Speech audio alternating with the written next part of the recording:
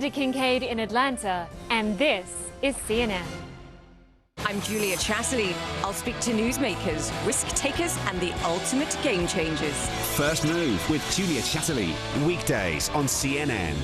We follow the news as it happens and where it happens. And then we also take a step back to walk the viewer through the day's news. That's the mission of Hala Garani tonight.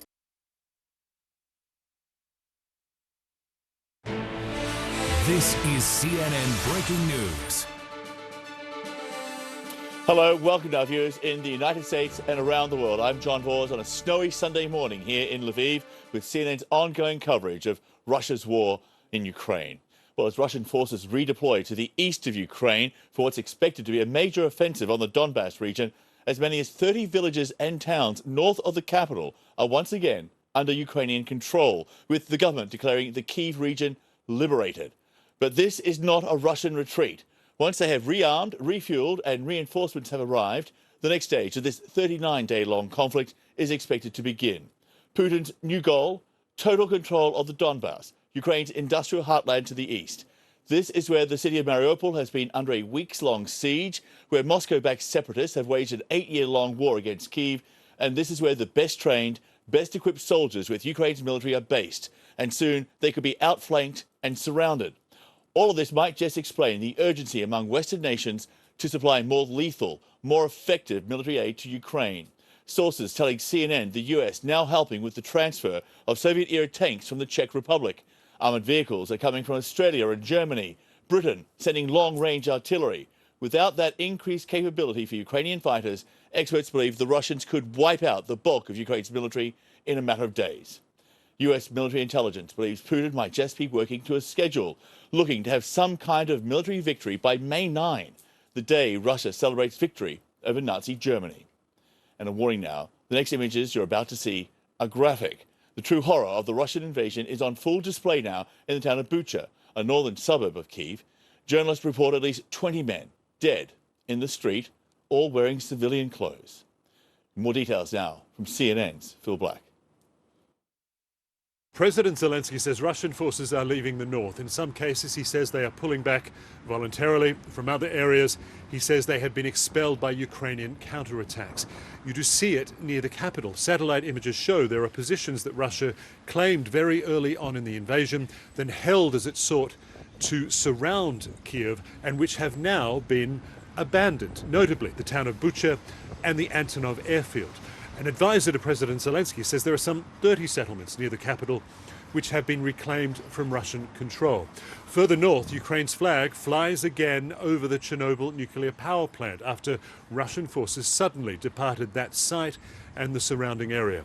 But none of this is cause for celebration because the Ukrainian government believes that these forces will simply replenish and then rejoin the fight in the east, where Russia will seek to expand and consolidate control over the Donbass region. An advisor to President Zelensky says if Russia gets a strong foothold in the east and the south, it will dig in, fortify those positions, and Russia will be very difficult to dislodge unless Western allies provide the Ukrainian military with more heavy weapons. Phil Black, CNN, Lviv, Ukraine. To Washington now, and CNN military analyst, retired US Air Force Colonel Cedric Leighton. Good to see you, Cedric, and thank you very much for being with us. As he often does, the Ukrainian president posted a speech on social media late Friday night here, Saturday night, I should say. He talks in part about the battle for Mariupol and what comes next. Listen to this. Our heroic Mariupol continues to hold back a significant part of the enemy forces. Thanks to this resistance, thanks to the courage and resilience of our other cities, Ukraine has gained invaluable time, the time that allows us to undermine the enemy's tactics and weaken their capabilities. So how much longer can the Ukrainians hold off the Russians from taking Mariupol and the rest of the Donbass, especially if this region is about to be the focus of Russia's firepower in the coming days? John, I'm afraid it won't be long. Mariupol especially is extremely vulnerable and is practically in Russian hands right now, with 90% of the buildings, at least 90% of the buildings destroyed in that city, and reports of unparalleled death and destruction. I believe that that city is, in essence, practically gone from a Ukrainian standpoint. Now, they can, of course, mount some resistance in certain areas, and they've proven to be extremely brave and resourceful in many of the areas that they've contested the Russians in. But if they don't get resupplied, if they don't get the types of weapons that they need in order to prosecute this war, it's going to be very difficult for them to continue with this level of resistance to the Russians. Well, we're being told that the US will help with the provision of heavy armor, including Soviet-era tanks, to the Ukrainians. White House sources say they will be arriving within days, not weeks. Germany has approved the delivery of 56 infantry fighting vehicles. They were first in service with the East Germans during the Cold War. They were sold to Sweden, who then sold them to the Czech Republic, and they'll now be delivered to the Ukrainians. So they've been around the block a few times, but this is the kind of equipment, the type of heavy weapons which the Ukrainians need right now, no training required. But will the Russians try and prevent delivery of these weapons by targeting supply lines on roads to the west near the border with Poland? I think that's highly likely that the Russians would try to do something like that. If they don't, they of course risk affecting their own forces. Now, of course, I'm looking at this through a Western lens, where we try to make sure we protect our troops and do everything we can to make sure that the enemy doesn't get to a certain point in their supply or resupply efforts. Now, having said all of this, I think the Russians will in fact mount some kinds of attack on the supply lines that will be coming in from Poland and other NATO countries. And the efforts that of resupplying will be, I think, at least challenged by these attacks. If those attacks don't happen, then it also speaks volumes about Russia's capability and its capacity to do these things. You've been taking a closer look at the that airstrike on a Russian fuel depot just across the border from Ukraine, and looking at the helicopters that were used in the strike. The Ukrainians will neither confirm nor deny they carried it out. What's your assessment? So I believe it's about a 60% chance that the Ukrainians did this, and it's very clear that the two helicopters that we see in the videos are Mi-24 Hinds. Both Russia and Ukraine have these helicopters. These helicopters have been around for quite some time in the old Soviet inventory, and then of course the Russian and Ukrainian inventories. And it's, I think, likely at least that this was not a false flag operation, because it really struck quite deliberately at a target that is very essential to Russia's war effort in the East. And it also sends a signal to the Russians that their air defense system has gaps in it, significant gaps, and that it is actually quite vulnerable to attack from the outside. And I don't think the Russians would want to send that signal by mounting an operation that would reveal those kinds of things. We're also hearing from the Ukrainian government they're essentially declaring that area around Kyiv to be liberated. What's your assessment of that? Is that maybe a little bit too soon? I think it is. I would love to say that it's actually a perfect assessment, but when you look at the placement of Russian forces, as well as the placement of Russian artillery, it still has Kiev within its sights.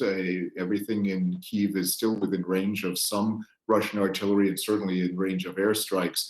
So I think it's a little bit too soon to say that this whole region has been liberated. Certainly pockets have been liberated from Russian forces. When you talk about Irpin and the other suburbs like that, it's pretty clear that the Ukrainians have made significant progress, but the whole region is not yet free of Russian arms or Russian influence. There's been a lot of talk coming from US military intelligence as well as the Ukrainian side that Putin may be working towards a hard deadline, perhaps, of May 9. That's the day Russia celebrates victory over Nazi Germany. This could be maybe a potential end date for this conflict. It seems kind of arbitrary and random, though, doesn't it? It does. I mean, I know that Putin tries to pick historic dates for certain purposes, but if it's going to be May 9, it's still a long way in terms of the types of destruction that could occur within that time to the Ukrainian nation. And I think that is his goal, actually, to destroy as much of Ukraine as he possibly can. May 9th, yes, it would be I guess a significant symbolic date for him. And having been at the site where the Germans actually surrendered to the Soviet Union, in 1945 on May 9th, it is certainly something that the Soviets used to hold as a great significant date and a great significant achievement of theirs. And I think that is carried over into Putin's regime. Whether or not he can do that, of course, remains to be seen. And if that date is something that changes, then I'm sure we'll hear an excuse from Moscow that it really wasn't the date after all.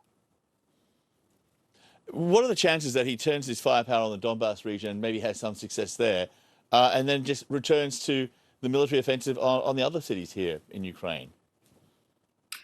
I think it's very possible that he might do that. I mean, one assessment, of course, that we've just heard was that he would move into the area around the city of Dnipro and then use that as kind of a waypoint to move in several different directions. So in order to take Dnipro, he would have to go through the Donbass and to take basically all of it. Currently, the separatist forces only have a portion of the Luhansk and Donetsk regions of the Donbass. So he could do that and then pivot, I think, to other areas that might include the southern coast, as well as eventually then going back to Kyiv. So it's very possible that we're seeing just the first part of their effort, and I think their ultimate goal has really not changed. And that ultimate goal, I believe, is still the toppling of the Zelensky government. It's just taking a lot longer, I guess, than they first thought it would. But Colonel, as always, thank you, sir. We appreciate you being with us. You bet, John. You bet, absolutely. Well, even as Russian troops pull back in some parts of the country, aid groups are struggling to reach Ukrainians in harm's way. The International Committee for the Red Cross has managed to get into the battered city of Irpin in recent days, treating the injured, delivering food, and hoping to return next week with more supplies. The aid group, though, was tried but was unable to reach Mariupol on Saturday after arrangements and conditions made it impossible to continue.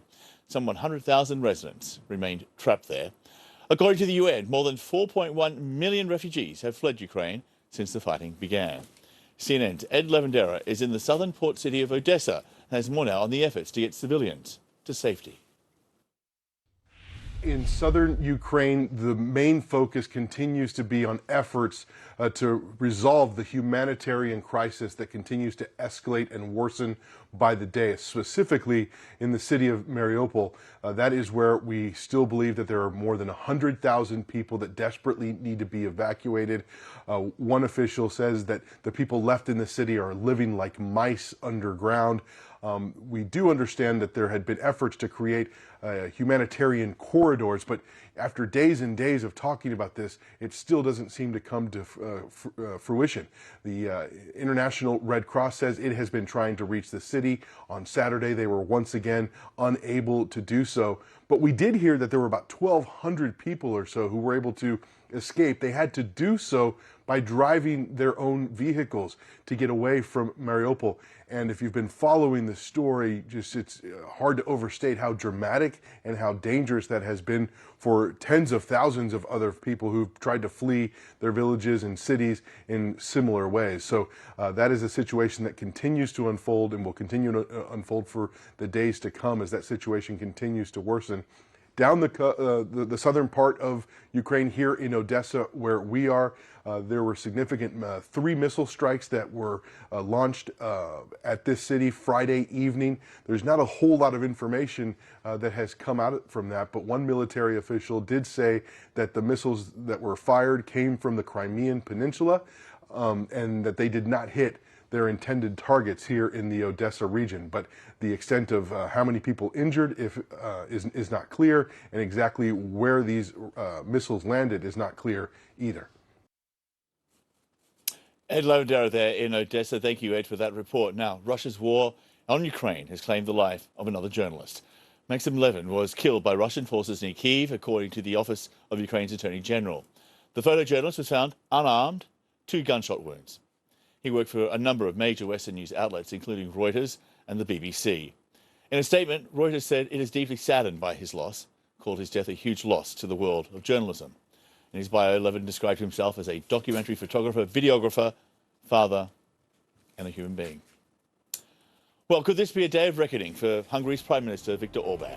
Coming up, as voters go to the polls, Orban, a close ally of Vladimir Putin, is now facing a tough re-election. Also ahead, one of Putin's biggest critics tells CNN you just can't believe what the Russian leader says and warns of the dangers if Putin is victorious over Ukraine.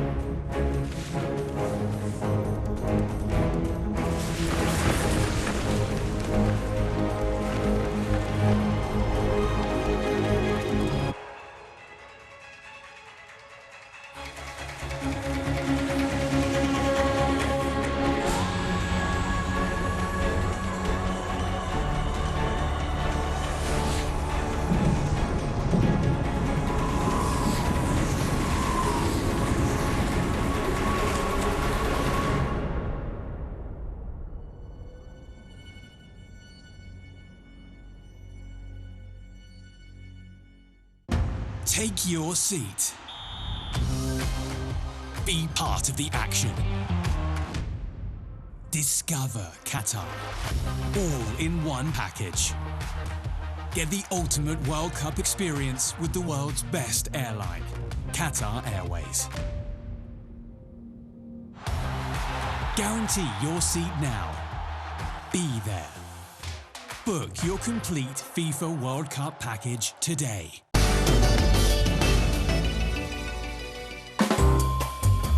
There are a lot of chronographs around, but it's difficult to make one that stands out. But the Portugueser does. In the late 30s, which was a tough time for the Swiss watch industry, with war brewing in Europe, a Portuguese retailer approached IWC in search of a men's wristwatch with a high degree of accuracy. By the early 40s, in the midst of the Second World War, IWC delivered, and the Portugueser was born. One distinctive feature of the watch was its size, 43 millimeters in diameter, because inside, and this is how IWC answered the retailer's request, was a highly accurate pocket watch movement. Not many Portuguesers were produced from the end of the war until 1993, when the brand launched a new model to celebrate its 125th anniversary.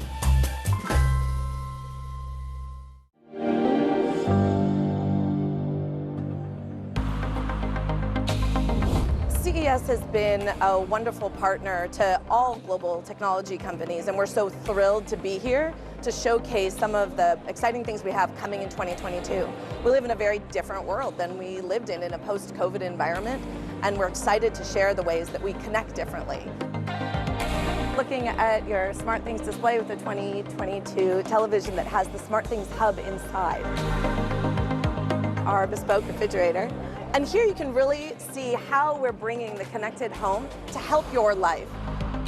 We're on the cusp now of making what used to be the smart home just the de facto way that we all live and play. So first we had smart home. Then we started talking about connected home. What we're looking at here today is just home.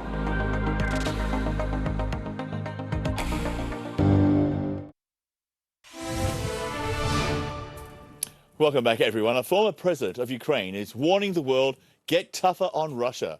Petro Poroshenko tells CNN a Russian victory in Ukraine will not only embolden Vladimir Putin, but authoritarians the world over. We should increase the sanctions. We should introduce the embargo, especially on Russian oil and gas, because every single day of absence of the embargo means that the world paid to Russia $1.5 billion per day. And this is every single day, 500 tanks or 300 Iskander missiles. And I want to address to this nation who is reluctant that we need to be strong, united against Putin. We can go as far as we together allow him to go.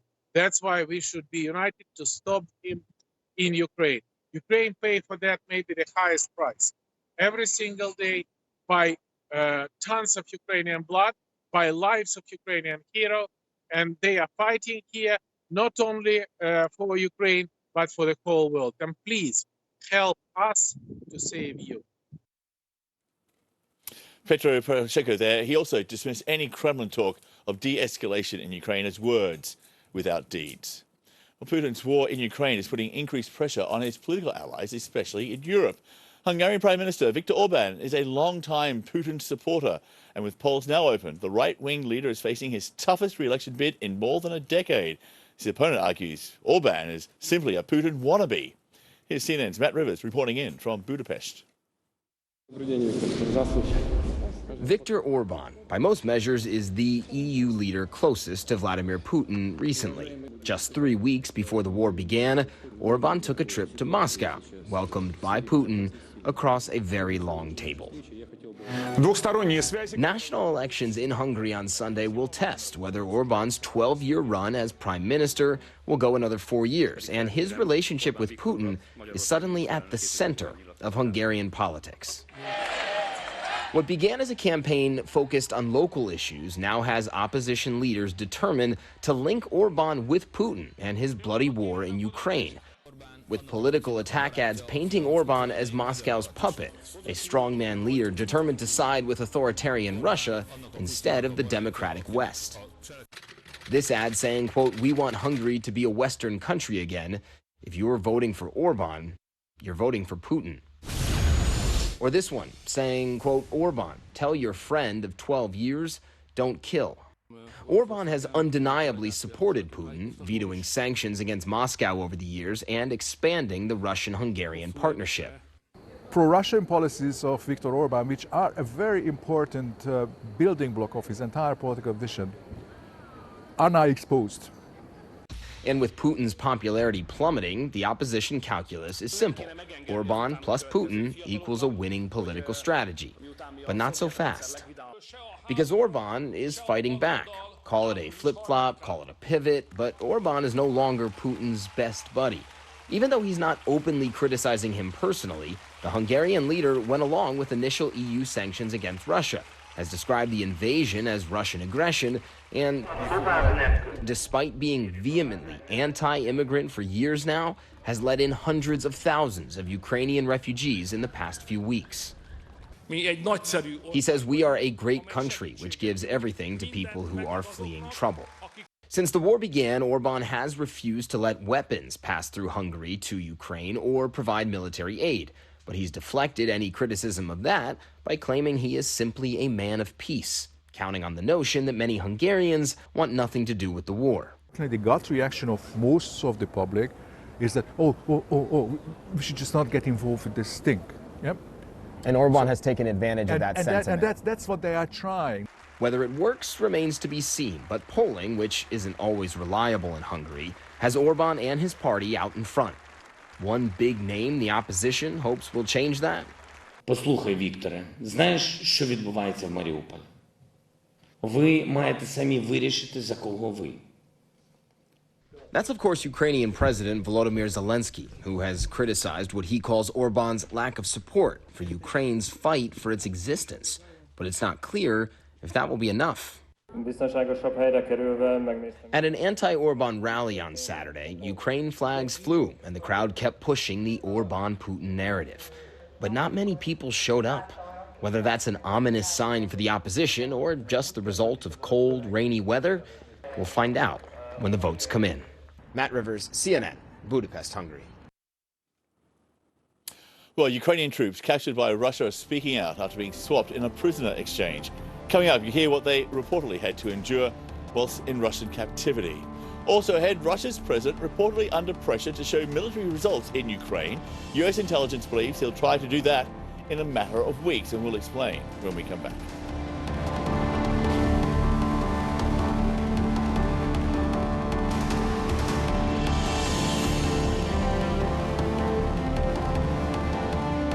This is CNN. More people get their news from CNN than any other news source. As Ukraine fights back against Russia, what is Putin's next move?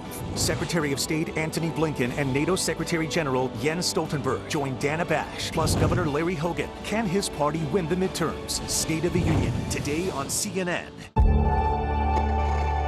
We think that many employers will adjust, whatever flexibility they can offer. It is clearly something that job seekers are interested in and employees are interested in. So it's as much about attracting the new workforce as in keeping the current workforce. But having said that, there's not one size fits all. We believe that the hybrid work models are really just a passage to greater flexibility, which is something that employees have been asking for a long time. And during the pandemic, we've been able to illustrate and show that this is something that is workable. But hybrid, we think, is a stage in that evolution because it is quite complex to manage, having different groups being at work or not at work at the same time as they're trying to build a company culture and get their business humming and be very strong past the pandemic.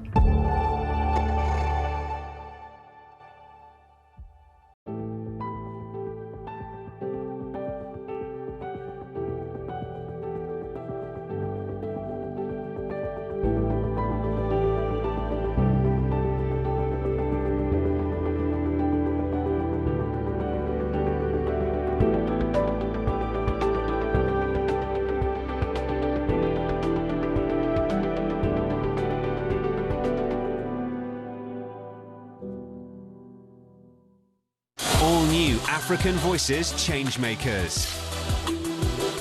Create opportunities. Impact communities.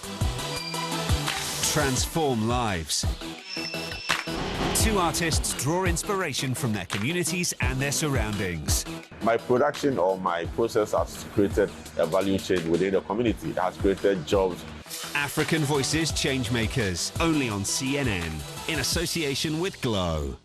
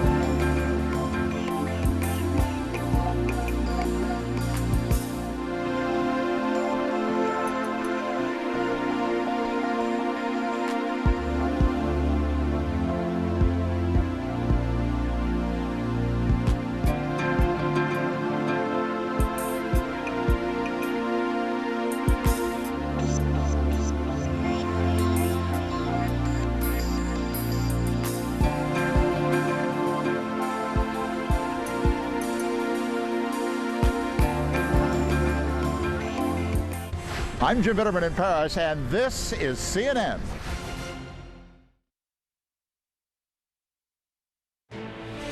This is CNN Breaking News. Welcome back, everyone. I'm John Vos, live in Lviv, Ukraine, with the latest developments here. The Deputy Defense Minister now says the entire Kyiv region has been liberated, cleared of Russian forces. CNN cannot independently confirm that. Still, Ukrainian troops have been gaining ground around the capital as the Russian military says it's de-escalating. To the east, Ukraine says it has beaten back 6 Russian attacks in the Donetsk and Luhansk regions. This statement says a number of Russian tanks and other armoured vehicles have been put out of commission. And back in Kyiv, 2 former Ukrainian POWs who were part of a prisoner exchange are now talking about their captivity. They told CNN Russian troops forced them to shout "Glory to Russia" while they were imprisoned, and those who refused were beaten. Well, with his offensive on Kyiv now stalled, the Russian President Vladimir Putin reportedly changing goals here in Ukraine, and his timeframe could be a day that holds an important place in many Russians' hearts and minds. CNN's Alex Saenz has our report.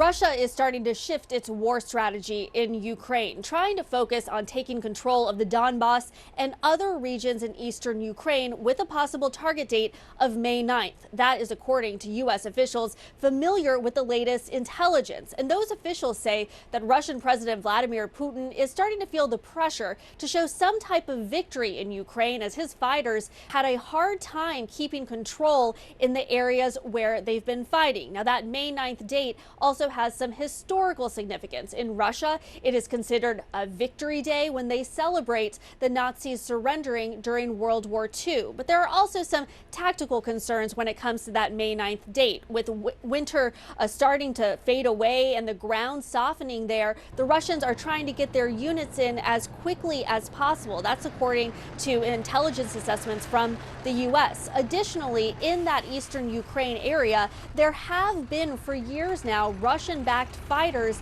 with a strong presence there. One other thing that CNN has learned is that the U.S. believes that Russia soon may announce and name an overall commander for their war in Ukraine. This follows a previous reporting that Russia did not have an on-the-ground theater-wide commander running the operation in Ukraine, which has contributed to some of the disorganization and dysfunction seen among Russian troops. Now, as the Russians are starting to shift their focus towards eastern Ukraine, the U.S. and allies are really stepping up their support militarily and defense-wise to the Ukrainian fighters. Just this weekend, the U.S. authorized sending over $300 million worth of security assistance to Ukraine. This would include suicide drones, night vision equipment, as well as anti-drone systems, really bringing the total that's been contributed to Ukraine to more than $2.3 billion. Now, additionally, sources have told CNN that the U.S. is working to help facilitate the transfer of Soviet-made tanks from allied countries into Ukraine. It's unclear just now where those tanks will be coming from or how many will be sent. But these tanks, one source says, would be T-72 tanks, which the Ukrainians know how to operate. And this one source also said that they would be sent over in a matter of days, not weeks. But clearly, the next 5 weeks of this war will be pivotal as Russia is trying to make a point, trying to show some type of victory. But U.S. officials say even if there is a Russian celebration, that does not mean that an absolute victory is at hand, especially as the Ukrainians continue to put up a fight. Well, now to the story of how a teenager survived the besieged city of Mariupol. The 14-year-old says she turned to art as a coping strategy. She drew these sketches to help distract her from the violence surrounding her and her family as they hid inside a basement while the Russian military launched a major offensive outside. I drew my fears. I was afraid of the war. I was afraid when they shot in the streets. Every day it got worse and worse. Then strong explosions began. Even in the basement, the walls began to shake. The shooting also hit into the basement a little. Then a huge fire started in the house. It was very scary. When I came out of the basement into the street, all the houses were on fire. Black smoke everywhere. All houses, all glass. It was simply gone. I drew this for myself, for the future, so that later I could see what I experienced. Karina's family sheltered in the basement for days. No electricity, no heat, no water supplies. They've since managed to reach Poland, but had to leave the father behind. Well, for more on how you can help ease the suffering here in Ukraine, please go to cnn.com/impact. CNN audiences so far have already donated more than $7 million for what is much-needed relief, and we thank you for that. Let's go back now to New York. Alison Kosik is standing by there with some of the other day's news. Alison. Okay, John, thanks very much. They made it through pandemic shutdowns, but some small U.S. business owners say the soaring cost of goods and gasoline is threatening their survival. Ahead on CNN, how they're fighting to keep their doors open. Also, as Muslims around the world begin the month of Ramadan, many are finding the price of food has gone up. What that has to do with the war in Ukraine when we come back.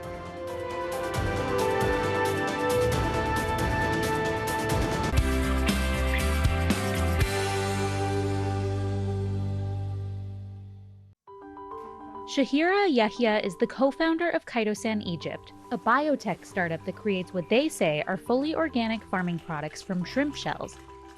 Every year, Egypt discards thousands of tons of shrimp waste, an abundant resource that holds the key ingredient for Shahira's products, chitosan. Chitosan isn't a new concept at all. It's been around since the 1800s. You can find it on land through insects, in the sea in the form of lobsters and shrimps. Chitosan Egypt breaks away minerals from shells to extract the chitosan, then dries and grinds it, turning it into an organic product to be used for farming, replacing man-made synthetic fertilizers that can be harmful to the environment. Chitosan fertilizers and pesticides target over 70 pests in 25 strategic crops. The agriculture sector is Egypt's second largest source of revenue, accounting for more than 11% of the country's economy. Shahira has a mission to not only make the sector more organic, but affordable for farmers. We empower farmers to grow cleaner agriculture, and we are 20% cheaper than competitors. A greener product that promises a cleaner and more profitable future for Egypt's farmers.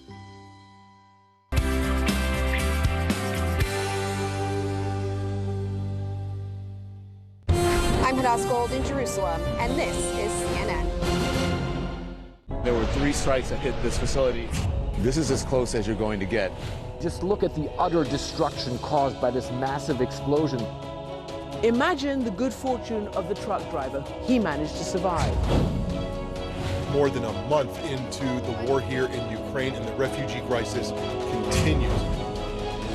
It is not even remotely close to being a ceasefire. In Kiev, Kherson, Zaporizhzhia, Lviv, this is CNN.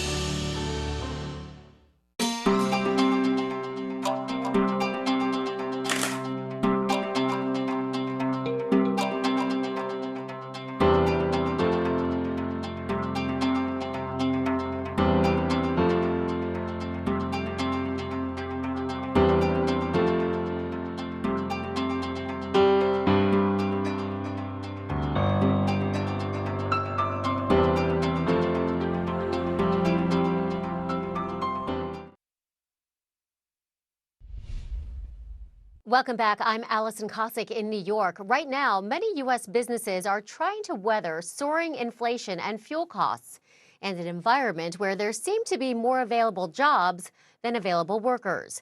CNN's Nadia Romero visited a bakery near Atlanta, Georgia, where difficult financial decisions have to be made every day. Every step of the baking process now costs more. And then you look at your cost of goods sold and you're like, whoa. Almost 8 years ago, Kasha and Henry Adeleye started Cupcakery in East Point, Georgia. Their baking business almost a bust during pandemic shutdowns. So that first 2 weeks was probably the scariest time of my life, period, because we just did not know. But Cupcakery has kept baking and surviving. The president touting booming job growth nationwide. Wages up, unemployment down. Georgia Commissioner of Labor Mark Butler says the state's an example of record-breaking bounce back. You take a look right now in Georgia, we have been breaking records in a lot of the different sectors, like we're talking about professional services, healthcare, warehousing, transportation, and so we're doing really good all the way around. But inflation plagues the economy. Deliveries carried Cupcakery through COVID. But now, skyrocketing gas prices sour the sweet treats. Gas prices are ridiculous, so we had to, increase our delivery costs for the first time ever. And baking staples. It's doubled the cost for each cupcake at this point. In 2019, Cupcakery would pay about $18 per 15 dozen eggs. Now, they are $55 for 15 dozen. Cream cheese, about $6 per 3-pound loaf. Now, $11 per loaf, so almost double the price of that. Their bottom line just didn't add up. Last year, we actually had our busiest year ever and our lowest profit margin ever as well. How does that happen? Just everything's going up like tenfold. Your total will be $39.81. So for the first time, Cupcakery's cupcakes now cost 5 to 10% more. If you want a cupcake, we've got to charge the cost to make them. Banana pudding, red velvet. Customers take note. I did frequent another bakery where their cakes they're nice, but the prices are excessive. So again, another reason for me to come and have the opportunity to try something different at a cost that I feel is inviting. A recent U.S. Chamber of Commerce survey shows most small business owners have raised their prices due to inflation, while also making big changes to attract a strong workforce. I still think we're a ways off to figuring out what the landscape is going to look like, because there's been so many resets when it comes to the cost of goods, the cost of doing business, and wages. With baby number 2 on the way, the Adelayes fight to open a second Cupcakery location, despite their challenges. Some days you can't sleep at night when you see the numbers, but we're a business and we know we have to stay in business. Georgia Commissioner of Labor Mark Butler says when inflation is driven by increases in wages, that's not something you can easily roll back. But he says answering the question of how do you stop inflation is harder now than it's ever been. Nadia Romero, CNN, Atlanta. Parts of the Middle East and North Africa are hugely dependent on wheat from Ukraine and Russia. The Muslim holy month of Ramadan is beginning, and many are finding the price of food becoming unbearably high. CNN's Kim Brunhuber has the story. Baskets of colorful grain for sale at a market in Iraq. But for many families, the price of buying bread and other staples this holy month of Ramadan is just too high. Everything is expensive. Meat is expensive. We will not buy it. Other things like sweets, we will not make them. They're expensive. The same with the oil. We can't even use it anymore. During Ramadan, Muslims fast during the day, then gather with friends and family to eat traditional foods when the sun goes down at night. But the World Food Program warns this year that meal will be a costly one. Food prices were already high in some countries because of weak economies, global supply shortages, and security concerns. Well, now they're rising even more because of the Russian invasion in Ukraine. Energy and food prices have gone up. That has had a broader impact on many developing countries, especially those that are import dependent on wheat from Ukraine and Russia, and where the wheat is their staple food. So those are countries like Egypt, like Tunisia, as well as Yemen, Lebanon. Ukraine and Russia are both major exporters of wheat and sunflower oil. And though this supermarket in war-torn Yemen looks well stocked, customers say they can no longer afford many of the items on the shelves. The people are living in a state of distress and cannot take it anymore. Prices have now increased by 50 to 70%. The UN says since the war in Ukraine began, cooking oil is up 36% in Yemen and 39% in Syria. Wheat flour is up 47% in Lebanon and 15% in Libya. Tunisia was suffering from a political and economic crisis before supplies imported from Ukraine and Russia were disrupted. Now, some bakeries say they've had to close because they can't find any flour, and many shoppers face long lines for bread if supplies haven't already run out. Stores in Lebanon are also cutting back. This shop, which has been in business for 100 years, says it's just too expensive this year to make some of its traditional Ramadan sweets. Before the invasion, Lebanon's economy was already spiraling out of control. And since then, prices have only risen because the country imported some 60% of its wheat from Ukraine. The sticker shock, for some, is just too much. I've never experienced a year like this before. Where is the joy of Ramadan? Before, we used to look forward to it, but not this year. For many who were already struggling, the shortages caused by the war in Ukraine are making a bad situation worse. This Ramadan, there will be even less on the table. Kim Brunhuber, CNN. It has the makings of a huge crisis at the U.S. border. A restriction that kept migrants out is ending, just as thousands of asylum seekers are expected at the border. We'll take a look at what happens next. Plus, it's April, but we just learned who'll take the stage for the final act of March Madness, who's still in the running for one shining moment after the break.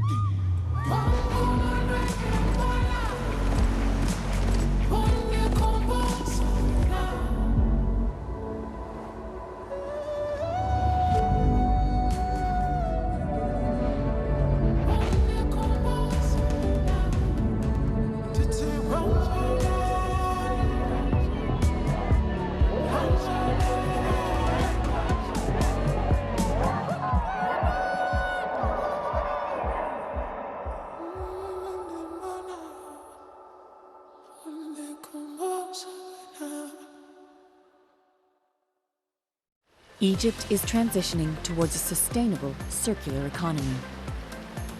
Through the opening of the Gabal Al Asfar wastewater treatment plant, it is using treated water to irrigate agricultural land and is producing organic fertilizers. The plant has been designed to reduce waste and optimizes the use of water resources.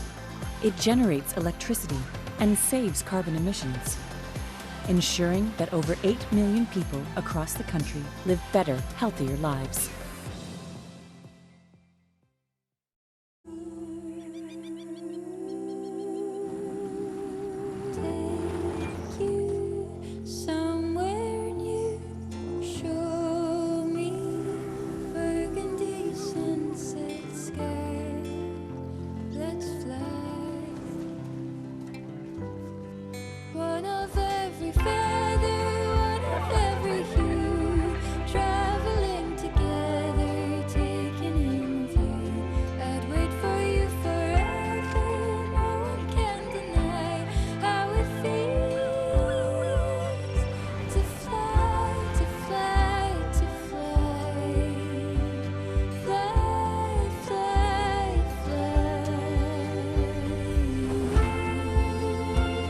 Wherever you go in the world, one airline goes further to make it feel exceptional. Qatar Airways, going places together. We follow the news as it happens and where it happens. And then we also take a step back to walk the viewer through the day's news. That's the mission of Hala Garani tonight. Welcome back. I'm Allison Cossack. In less than 2 hours, Pakistan's parliament is set to hold a vote of no confidence in Prime Minister Imran Khan. Mr. Khan said in a televised address he would not resign ahead of the vote, and he accused the opposition of toppling a government and being under foreign influence. Last week, he lost the majority in parliament, and current predictions suggest he could lose the no confidence vote barely. We'll bring you the latest on the vote throughout the coming hours. Police in Sri Lanka say they've arrested more than 600 people for violating a weekend curfew. The curfew was launched amid unrest over a struggling economy and as anti-government demonstrations grow. People have been crowding stores to buy food and other essentials after the president declared a state of emergency. This as a foreign exchange crisis batters the local currency. Now protesters are taking aim at the curfew itself. Having curfew is not going to help anybody.